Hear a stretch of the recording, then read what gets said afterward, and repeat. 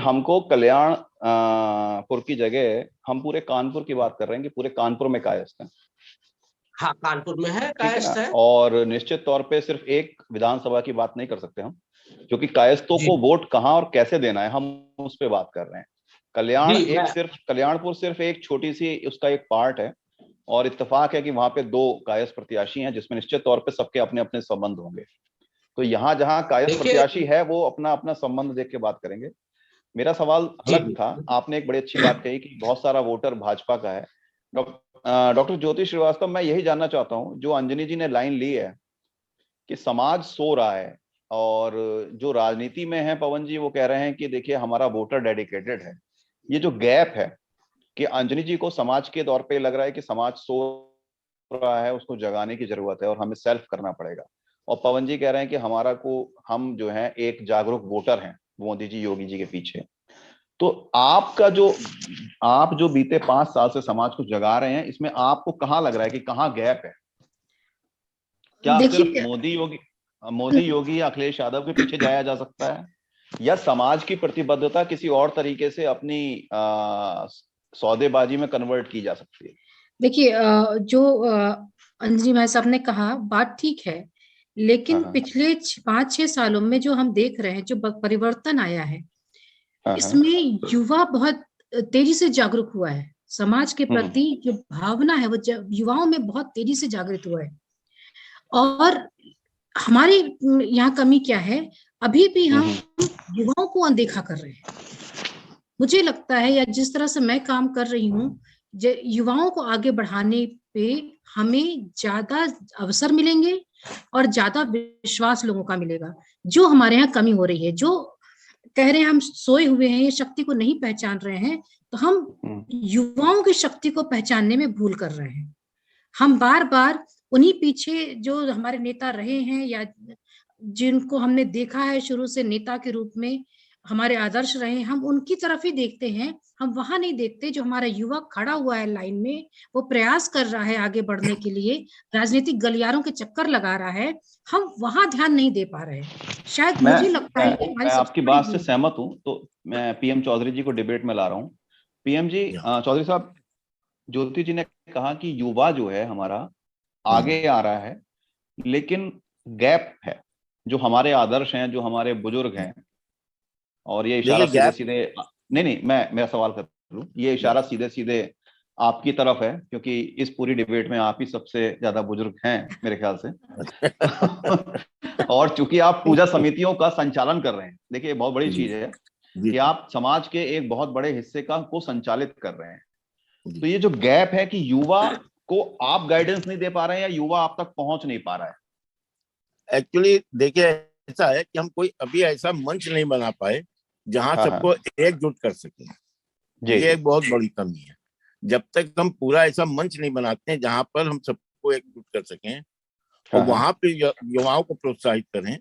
तभी हम इसमें सक्सेसफुल हो सकते हैं। हाँ दूसरी हाँ कमी हमारे यहाँ जो हो रही, अब यूनाइट करने के लिए कैसे यूनाइट करें, क्योंकि हम हाँ हाँ। किदवई नगर इधर उधर कहीं जाइए आप, इतनी दूर जी दूर जी। है कि सर्च ही नहीं हो पाते कौन है। तो हाँ इनको हाँ यूनाइट करने के लिए हमें कोई ना कोई प्लेटफॉर्म चाहिए, जिसकी हम हाँ कोशिश कर रहे हैं। जैसे हमने ये पूजन समिति बनाई है, हाँ हाँ तो ये पूजन वैसे ये ठीक है, मगर इसका साल भर कोई काम ही नहीं है। हम कोशिश कर हाँ रहे हैं कि इस काम हम साल भर करें जिससे सब यूनाइट हो। हाँ जब हाँ तक आप यूनाइट नहीं होंगे तब तक आप कुछ नहीं है। दूसरी चीज जो हम फील कर रहे हैं कि हमारे यहाँ पढ़ाई लिखाई में पिछड़ रहे हैं हम लोग बहुत ज्यादा। उसकी वजह हाँ से हाँ। भी एक समाज में अंडरस्टैंडिंग नहीं बन पा रही है, जो बहुत लेकिन जरूरी है। राजनीति तो कहा जाता है कि अनपढ़ों का ही काम है। नहीं, राजनीति देखिए, अनपढ़ों का उनका इस काम है जो पीछे हमारे करते हैं। मैं मतलब अंजनी जी से कहूंगा कि वो आंकड़ा अगर दें कि उत्तर प्रदेश की विधानसभा में कितने लोग अनपढ़ हैं, कितने लोग माफिया हैं, कितने लोग अपराधी चरित्र के हैं, तो पता लगेगा कि तो नहीं, हम आप अगर हम आप अगर भी अगर अगर अभी हमारे साहब यहाँ जो भी लोग एरिया अगर आप हमारे यहाँ भी देखिए। लोग अनपढ़ हो रहे हैं, तो ये तो अच्छी बात है कि ये शुभ संकेत माना जाना जाना चाहिए देखिए, कि अनपढ़ कुछ के साथ राजनीति में लोग एक आगे जो है, बढ़ेंगे। हम्म। एक पढ़ा लिखा भी होता है, पढ़ा नहीं है जी जी। हमारे यहाँ। अनपढ़ भी है और पढ़ा भी नहीं है। जो हाँ राजनीति में हाँ आए हैं वो अगर अनपढ़ भी हैं हाँ तो हाँ पढ़े हुए हैं। उन्होंने वो हाँ, सब हाँ, चीजें सीख ली कैसे राजनीति की जाए। हमारे यहाँ इसकी जी, कोई ट्रेनिंग नहीं, हमारे यहाँ के बच्चे वो भी नहीं जानते जी, हैं। जी, हमारे यहाँ एक ही चीज समझाई जाती है, अरे जात पात कुछ नहीं होता, ये कुछ नहीं होता है, उसकी वजह से बच्चे बिखरते जा रहे हैं। हम लोग को ओके, उनको एकजुट करना पड़ेगा, उनको समझाना पड़ेगा कि the whole society is with you, तुम्हारे साथ सारा कास्ट समाज खड़ा है। जी, वो जी। नहीं हो पा रहा है, जिसकी वजह से हम लोग बिखर रहे हैं। मैं यही तो कोशिश कर रहा हूँ कि अंजनी जी, मैं आपको रोक रहा हूँ। अंजनी जी, ये जो बात कही भाई साहब ने, चौधरी साहब ने, जी कि हमारे समाज में वो कह रहे हैं पढ़े लिखे लोग अब कम हो रहे हैं। मैं तो इसको एक बड़ा अच्छा संकेत मान रहा हूँ राजनीति के प्रोस्पेक्टिव से, क्योंकि जो मेरा कल मैं किसी से बात कर रहा था तो उसने एक बड़ी अच्छी बात की कि जो कायस्थ समाज है बेसिकली वो वोट करता है बेहतर प्रत्याशी के लिए, जिसको अभी पवन जी भी कह रहे थे भाई मोदी योगी के लिए वोट करेंगे। और हम एक वोटर हैं, हम राजनीतिक, ना तो हम राजनीतिक चरित्र के लोग रह गए हैं, ना हम राजनीति के हिस्सेदार हैं। और हमारा जो दर्द है, जो हमारे युवा आ रहे हैं, जैसे पवन जी हैं या और भी जो लोग हैं, ज्योति जी बात कह रही हैं कि युवाओं को कोई आगे ले जाने वाला नहीं है, तो इस पर आपका क्या आकलन है? क्योंकि कानपुर एक ऐसी जगह है जहां बहुत कायस्थ है और जहां कानपुर राजनीति का प्रमुख गतिविधियों का केंद्र भी रहा है आजादी के समय से। तो आपका क्या कहना है इस बात पे?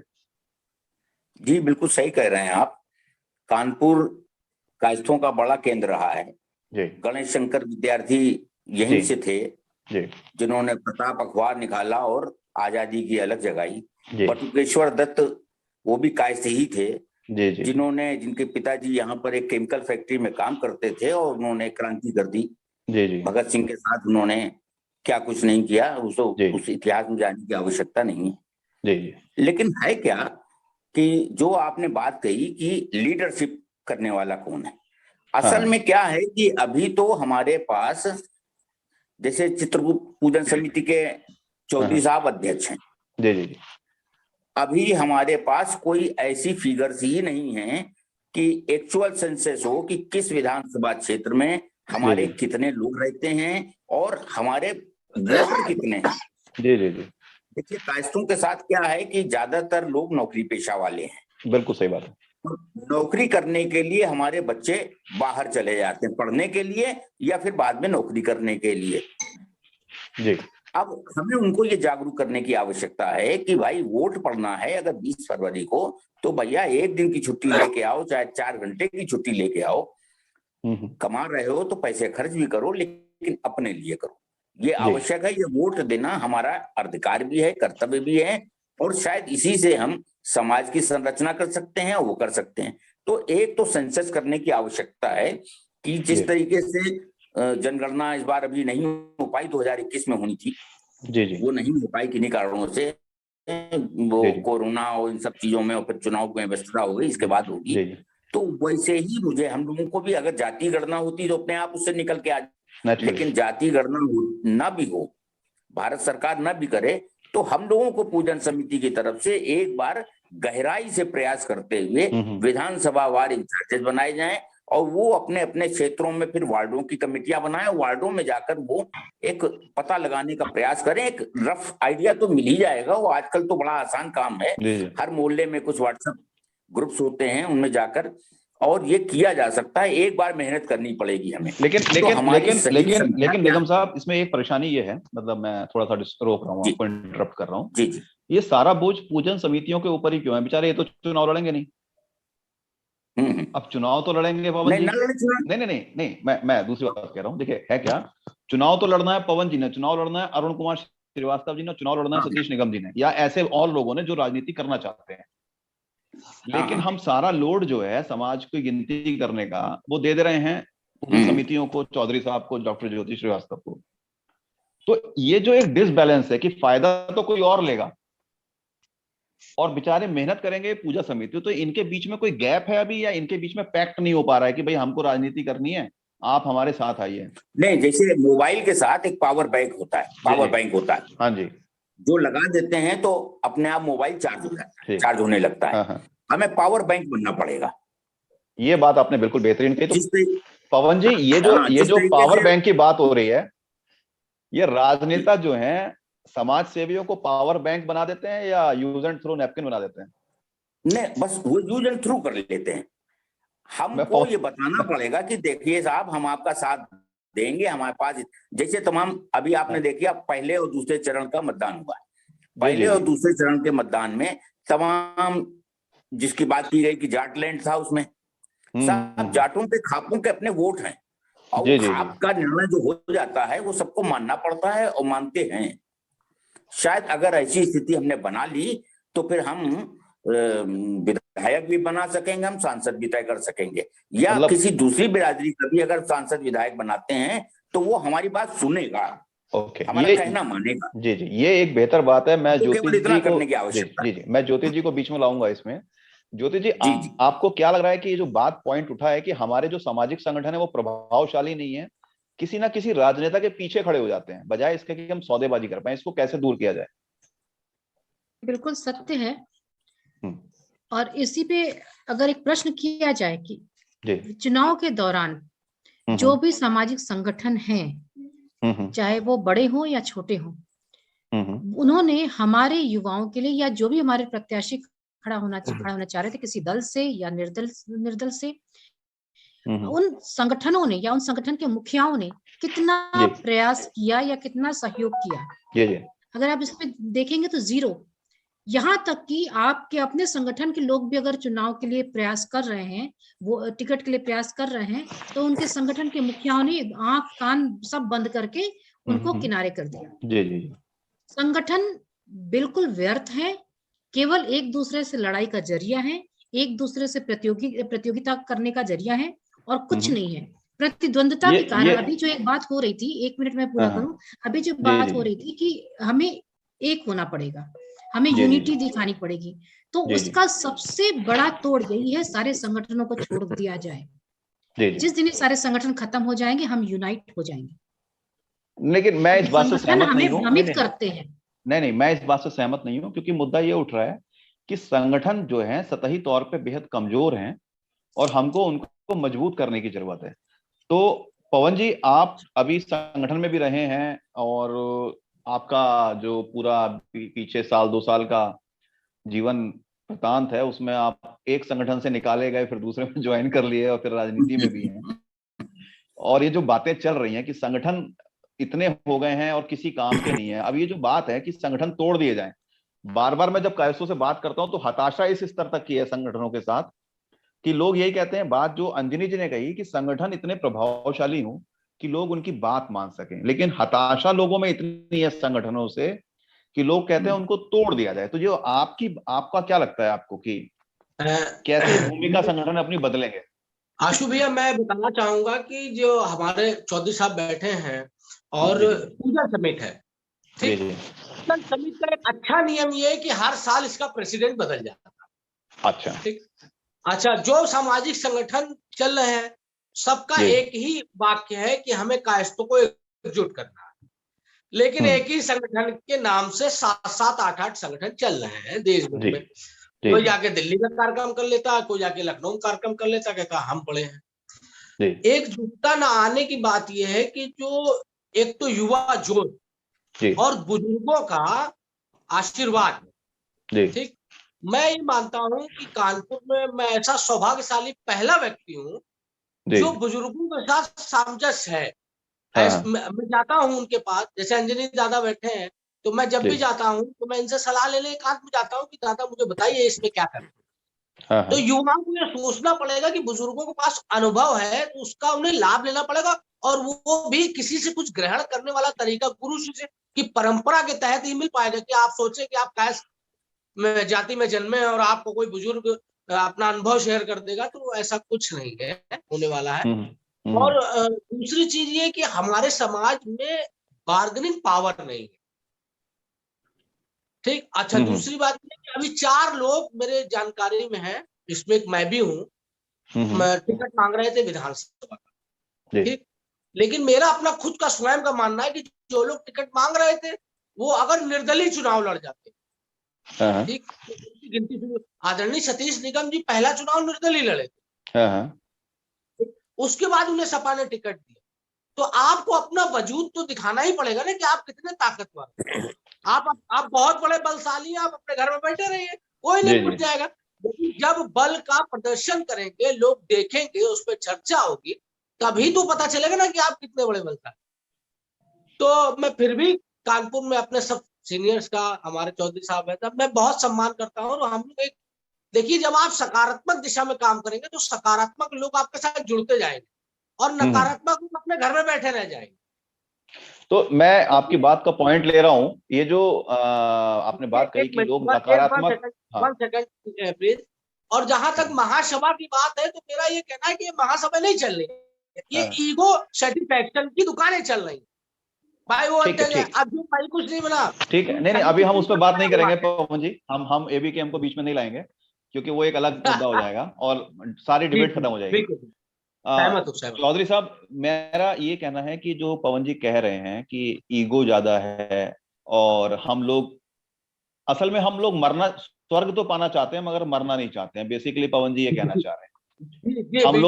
हम लोग चाहते हैं कि राजनीतिक ताकत बने, मगर हम सामने खड़े नहीं होना चाहते, जिसके लिए आप कह रहे हैं कि भाई हम लोग पढ़े लिखे कम हो रहे हैं आजकल, वो सब बहाने हैं। बेसिकली हमारे पास जो एक जामवंत और हनुमान जी वाली बात कही है कि हम अपनी ताकत को लेके खुद आत्मविश्वासी नहीं हो पा रहे, तो इसके लिए अब आपका क्या है, क्योंकि आपकी संस्था चल रही है।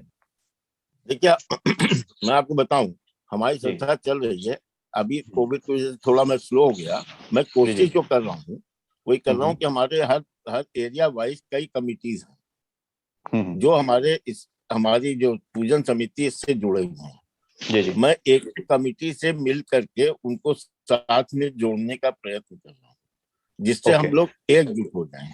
अच्छा, अब मेरा इससे आगे एक सवाल है, ये तो आप करेंगे, उनको एकजुट करेंगे। अब आपके कानपुर में 20 तारीख को चुनाव है और कानपुर में कायस्थ बहुत हैं जी। कल्याणपुर और सीसामऊ में तो खास तौर पे ज्यादा हैं, बाकी भी जगह हैं। अब बेसिक सवाल ये है कि कायस्थों के सामने चैलेंज ये है कि कायस्थ किसे वोट दें।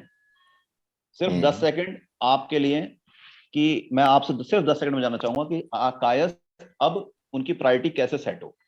देखिए, आप हमें पॉलिटिकल में ना ले जाएं, क्योंकि हम पूजन समिति मैं पॉलिटिकल नहीं, मैं पॉलिटिकल नहीं ले जा रहा हूं। मैं बहुत सिंपल बात कह रहा हूं कि कायस्थों के पास तीन पैरामीटर क्या होने चाहिए जिसके बेस पे वो किसी को भी वोट दे दें, ताकि उनकी राजनीतिक सौदेबाजी, जो अंजनी जी ने भी कही कि अगर हम किसी को वोट दे रहे हैं तो वो मान ले कि हमने उसे वोट दिया है, वो कैसे हो जाए। सिर्फ 10 सेकंड मानेंगे तो सर तभी जब हम सब एकजुट होकर के ये दिखाएंगे, हम जो भी जिसको भी हम सपोर्ट कर रहे हैं, उसके बाद अगर हम 150 लोग मिल के जाएंगे कि हम आपको सपोर्ट करना चाहते हैं, तभी वो हमारी स्ट्रेंथ को समझेंगे।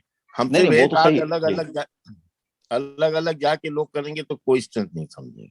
मैं अंजनी जी आपसे जी मैं माफी चाह रहा हूँ, टाइम खत्म हो रहा है, तो मैं बिल्कुल उसको 10 सेकंड में ले रहा हूँ। अंजनी जी, मैं ये जानना चाह रहा हूँ आपसे भी कि अब कायस्थ किसको वोट दें इस समय जो परिस्थिति है, जो हमारी स्थिति है कि हमारे पास नेता नहीं है या सामाजिक संगठन प्रभावशाली नहीं है, वो तो एक पार्ट है, लेकिन कानपुर के कायस्थ अपनी प्रायोरिटी कैसे सेट करें, क्योंकि प्रत्याशी तो हमारे पास सिर्फ एक जगह है। प्रत्याशी हमारा कोई नहीं है और सारे प्रत्याशी। ऐसे में नंबर एक चीज तो हमें ये तय करना चाहिए कि कौन सी पार्टी देश के हित में काम करने वाली है जी। अब अगर हम इस पर बात करेंगे तो हो सकता है कि हमारे नजरिए में भारतीय जनता पार्टी निकल कर आए जी। तो जो आपने भी कहा कि कानपुर में 2 सीटें ऐसी हैं जहां पे कायस्थ फैक्टर काम कर सकता है जी। और ये बात सही है कि सीसामऊ और कल्याणपुर ऐसी सीटें हैं जिन पे कायस्थ फैक्टर काम कर सकता है। तो मेरा व्यक्तिगत रूप से ये सुझाव होगा कि सीसामऊ में तो भारतीय जनता पार्टी जीतने की स्थिति में भी है और भारतीय जनता पार्टी के जो प्रत्याशी हैं उन्होंने कायस्थों से वोट भी मांगा है जी। तो कायस्थों को उनको वोट देना चाहिए। ठीक है सर। तो एहसास कराना चाहिए कि हमने आपको वोट दिया। नंबर 2, कल्याणपुर की जहां तक आपकी बात है, तो कल्याणपुर में जो 3 पार्टी, मतलब यूं कह सकते हैं कि भारतीय जनता पार्टी का अपर हैंड है जो लड़ रही है चुनाव। जल्दी से खत्म कर दीजिए क्योंकि टाइम खत्म हो रहा है मेरे पास, ये डिबेट खत्म हो 5 सेकंड के अंदर। तो नीलिमा कटियार वहां से चुनाव लड़ रही है। दूसरा, समाजवादी पार्टी के सतीश निगम चुनाव लड़ रहे हैं। सतीश निगम बहुत मजबूती से लड़ रहे हैं, ऐसी मेरी जानकारी में आया। परिणाम क्या होगा ये नहीं कह सकता। जी जी जी। तो अगर कायस्थ समाज उनको थोड़ा सा पुश कर देगा तो हो सकता है कि वो जीत जाएं। ओके, जीत जाएंगे तो वो हमारी समिति के कहलाएंगे। वैसे भी पूजन समिति के वो शायद एक बार अध्यक्ष भी रह चुके हैं। ठीक है सर। अच्छा, मैं अब आप आगे ज्योति जी को ले रहा हूँ। ज्योति जी, आपसे भी मैं चाहूंगा कि 10 सेकंड के अंदर आप अपनी इस बात को खत्म करें, क्योंकि टाइम बिल्कुल कट हो जाएगा नहीं।